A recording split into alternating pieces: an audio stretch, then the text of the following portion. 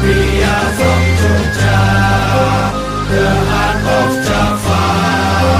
Our language mantra flows down like lava. We are from Jogja, the heart of Java. Dari sumber-sumber epigrafis dalam bentuk batu bertulis, Prasasti Dinoyo diketahui sejak abad 8 tahun 760 Jawa Timur berada di bawah kekuasaan kerajaan Kanjuruhan di Malang. Di abad 10, Jawa Timur mendapat fase baru yang semua wilayah pinggiran dari Kerajaan Mataram kuno di Jawa Tengah. Kemudian mendapatkan momentum sebagai pusat kekuasaan berbagai kerajaan seperti Medang, Dahai Canggala, Singasari, dan Majapahit. Wu Shindo adalah tokoh paling berjasa yang berhasil meletakkan dasar pemerintahan di Jawa Timur. Secara hierarkis, struktur pemerintahannya yang terus bertahan sampai abad 13, Jawa Singasari terdiri dari pemerintahan pusat atau keraton, kota atau daerah, dan wanwa atau desa.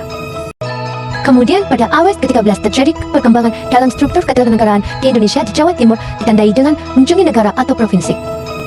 Cara etimologis sebutan Jawa Timur pada zaman Mataram Islam muncul dengan nama Bangwetan, dengan wilayah meliputi seluruh pesisir wetan dan mancanegara Wetan atau pendalaman Jawa Timur.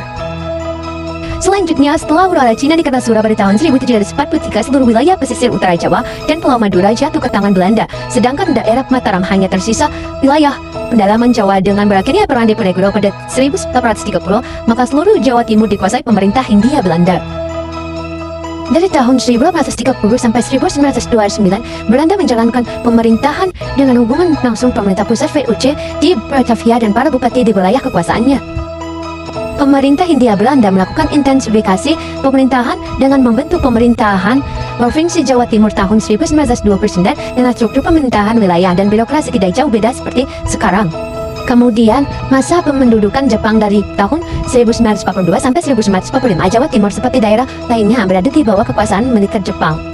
Setelah proklamasi kemerdekaan pemerintahan Indonesia mulai menata kehidupan kenegaraan pada 19 Agustus 1945, Panitia Persiapan Kemerdekaan Indonesia atau PPKI membentuk provinsi dan menentukan para gubernurnya. RNT Sujo yang kala itu menjabat sebagai Presiden Bojonegoro ditunjuk sebagai Gubernur Jawa Timur yang pertama. Meski dilantik pada 5 September tahun 1945, ia masih harus menyelesaikan tugas-tugasnya di Bojonegoro sampai 11 Oktober 1945.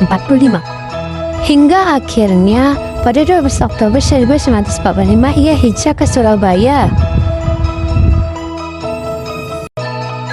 Ia menandai mulai perbutannya mekanisme pemerintahan Provinsi Jawa Timur.